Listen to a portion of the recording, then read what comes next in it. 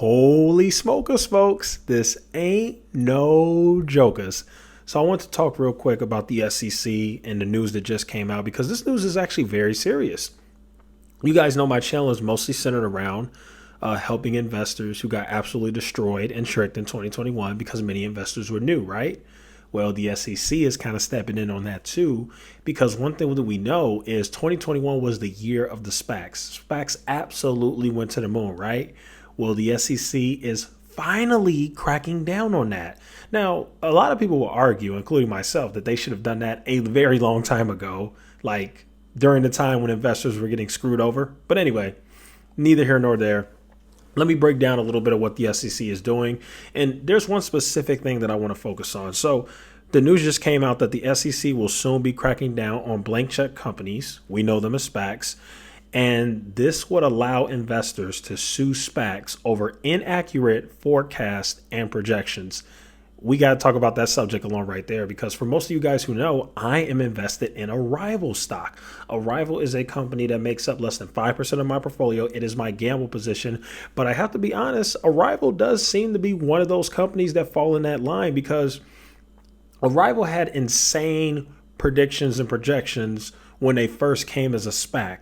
And then in their Q3 earnings report, I will never forget this because I was an investor.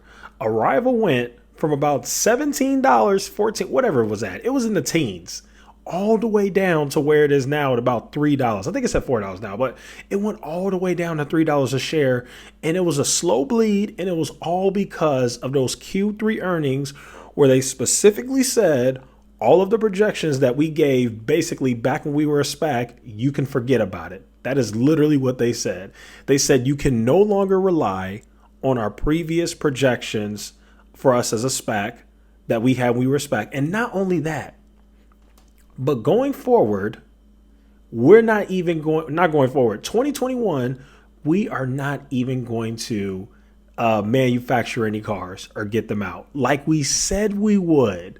We're not going to do that until 2022. So our manufacturing and our projections have gotten delayed.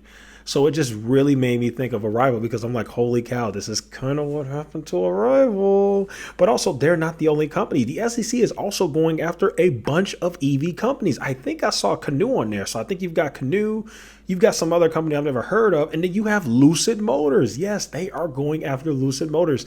The SEC is investigating them. So even though the SEC is late, it's nice to know that the SEC is at least doing something about it, right? So that's pretty much what's going on right there.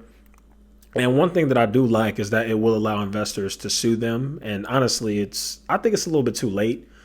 I think they should have been done this, and I think the damage has already been done. I think the SPAC hype kind of died out since the market ain't so nice right now like it was in 2021, where every stock went to the moon. And please don't do the most and get mad in the comments. I'm just speculating and giving my opinion on Arrival. This doesn't mean that I sold out or I ran away or I'm no longer invested in the company. I am still invested in the company. So yeah, I definitely agree with the criticism that people on Twitter are making when they say that the SEC doesn't seem to have investors' best interests at heart.